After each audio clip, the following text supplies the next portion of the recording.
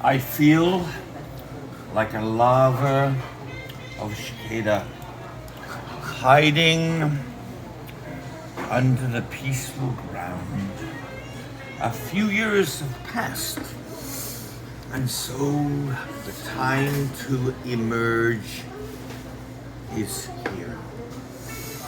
Other larvae are out there, climbing up trees, shedding their skins, raising their voices powerfully and proudly. I found an odd comfort in this darkness and silence.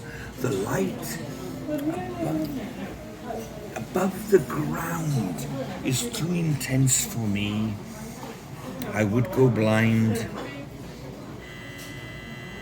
If I show my face out of the ground, a bird would take my body.